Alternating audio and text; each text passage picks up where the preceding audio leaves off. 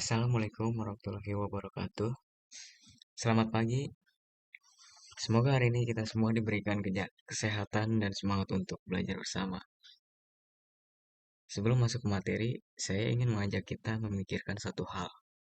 Pernahkah kita bertanya mengapa masyarakat pada zaman dahulu memiliki penjelasan yang berbeda dengan kita ketika melihat suatu fenomena alam?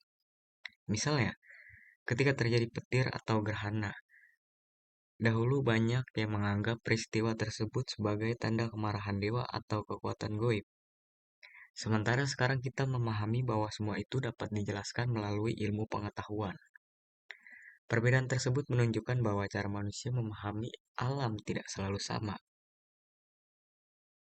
Cara berpikir manusia terus berkembang mengikuti perkembangan zaman, pengalaman, dan pengetahuan yang dimilikinya. Nah, pada pembelajaran kali ini kita akan membahas bagaimana perkembangan cara berpikir manusia tersebut menjadi dasar lahirnya ilmu pengetahuan yang kita gunakan hingga sekarang.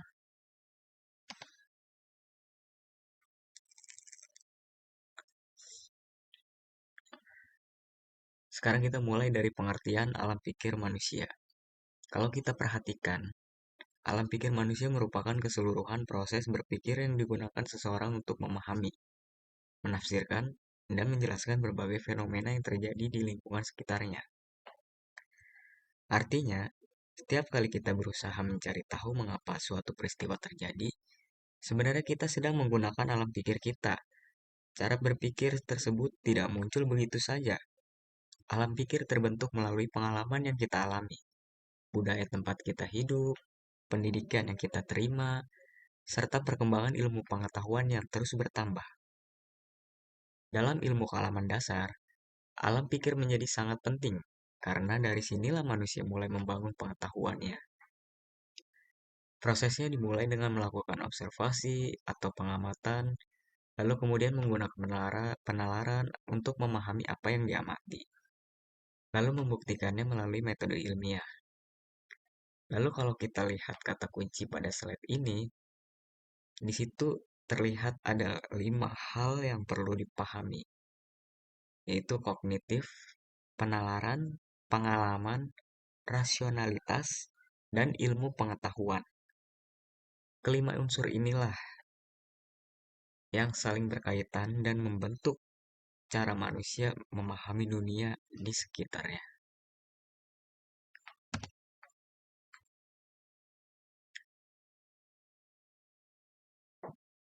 Setelah kita memahami pengertiannya, sekarang kita bahas faktor-faktor yang memengaruhi perkembangan alam pikir manusia. Secara umum, terdapat dua kelompok faktor, yaitu faktor internal dan faktor eksternal. Faktor internal berasal dari dalam diri seseorang, misalnya kemampuan intelektual, pengalaman hidup, rasa ingin tahu, dan kemampuan berpikir kritis.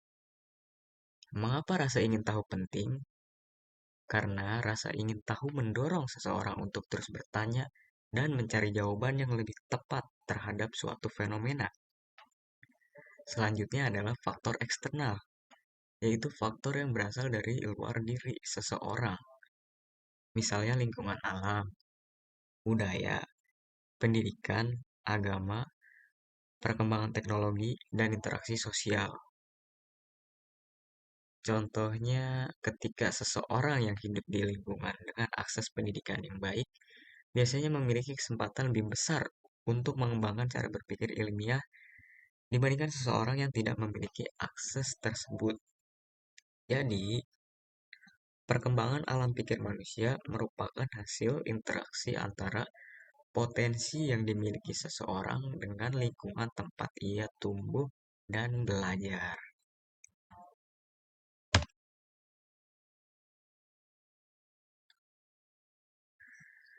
Kalau kita melihat perjalanan sejarah manusia, ternyata cara berpikir manusia tidak langsung menjadi ilmiah seperti sekarang, yang dimana perkembangannya berlangsung secara bertahap. Dimulai dari tahap pertama yaitu alam pikir mitologis. yang dimana pada tahap ini manusia mulai menjelaskan berbagai fenomena alam melalui mitos atau kepercayaan terhadap kekuatan supranatural. Kemudian berkembang menjadi alam pikir religius. Pada tahap ini manusia mulai memahami bahwa alam merupakan bagian dari kehendak Tuhan sehingga muncul nilai-nilai moral dan spiritual. Selanjutnya adalah alam pikir rasional.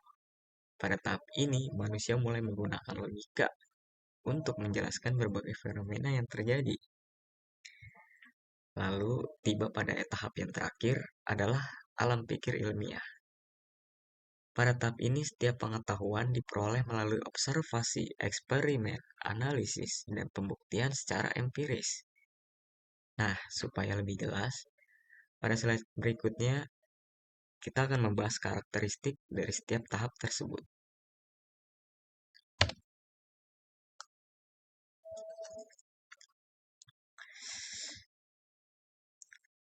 Coba kita perhatikan pada tabel pada slide di bawah ini. Tabel tersebut menunjukkan bagaimana cara berpikir manusia berubah dari satu tahap ke tahap berikutnya. Pada tahap mitologis misalkan, pengetahuan masih didasarkan pada mitos, simbol, dan kepercayaan terhadap kekuatan gaib. Lalu kemudian pada tahap religius, manusia malah mulai memahami alam berdasarkan ajaran agama dan nilai spiritualnya. Selanjutnya, pada tahap rasional, manusia mulai menggunakan logika serta hubungan sebab dan akibat atau biasa yang disebut dengan hukum klausal dalam menjelaskan suatu fenomena. Sedangkan pada tahap ilmiah, pengetahuan diperoleh melalui metode ilmiah yang objektif, sistematis, dan dapat diuji kembali. Kalau kita bandingkan keempat tahap tersebut, sebenarnya terlihat bahwa cara manusia memperoleh pengetahuan semakin berkembang dan juga semakin maju suatu peradaban, semakin besar pula penggunaan logika dan pembuktian ilmiah dalam memahami alam.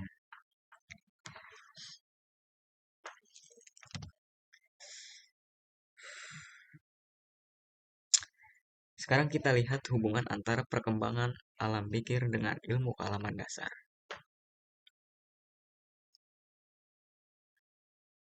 Dalam ilmu kealaman dasar, setiap fenomena alam dipelajari menggunakan metode ilmiah, yang dimana artinya suatu pengetahuan tidak cukup hanya dipercaya, tetapi harus dibuktikan.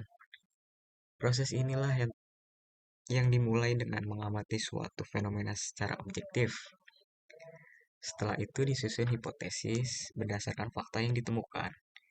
Hipotesis kemudian diuji melalui eksperimen hingga menghasilkan data yang dapat dianalisis.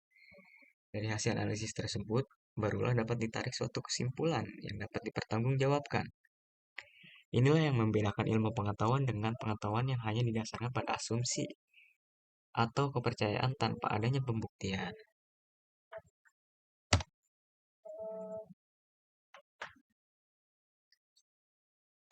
Kalau kita perhatikan kehidupan sehari-hari, sebenarnya perkembangan alam pikir manusia sangat dekat dengan kita.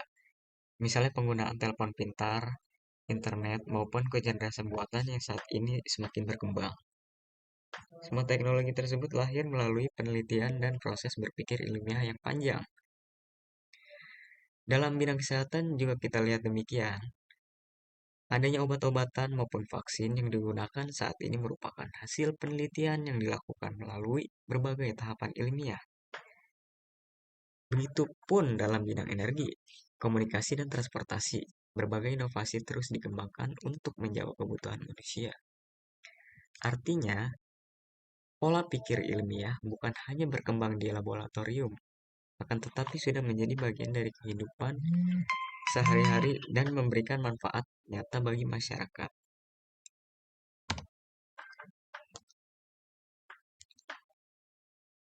Meskipun perkembangan teknologi memberikan banyak manfaat, kita juga menghadapi tantangan yang tidak sedikit.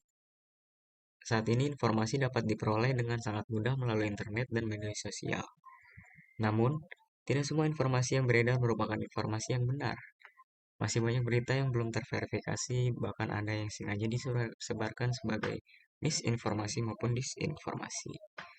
Karena itu, kemampuan berpikir kritis menjadi sangat penting sebelum mempercayai suatu informasi.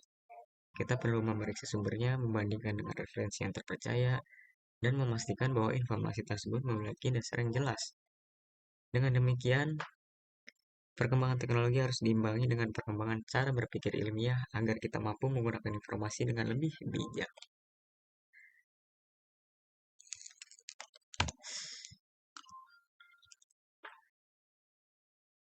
Setelah kita mempelajari seluruh materi, kita dapat kita dapat memahami bahwa perkembangan alam pikir manusia merupakan proses yang berlangsung secara bertahap. Manusia berawal dari cara berpikir mitologis, kemudian berkembang menjadi religius, rasional, hingga pada akhirnya mencapai pola pikir ilmiah yang menjadi dasar perkembangan ilmu pengetahuan modern. Perubahan tersebut dipengaruhi oleh berbagai faktor, baik dari dalam diri individu maupun dari lingkungan sekitarnya. Melalui ilmu kalam mendasar, kita belajar bahwa setiap fenomena alam dapat dipahami melalui proses observasi, penalaran, dan pembuktian ilmiah. Oleh karena itu, kemampuan berpikir kritis dan rasional pun perlu terus dikembangkan agar kita mampu memahami berbagai persoalan berdasarkan fakta dan bukti, bukan hanya berdasarkan asumsi. Sebagai penutup, saya ingin mencoba mengajak kita untuk mengingat bahwa ilmu pengetahuan akan terus berkembang, yang dimana apabila manusianya terus mengembangkan rasa ingin tahu, berpikir secara logis, dan terbuka terhadap pembuktian ilmiah. Terima kasih atas perhatian yang telah diberikan. Semoga materi yang kita bahas hari ini dapat menambah wawasan dan memberikan manfaat bagi kita semua. Wassalamualaikum warahmatullahi wabarakatuh.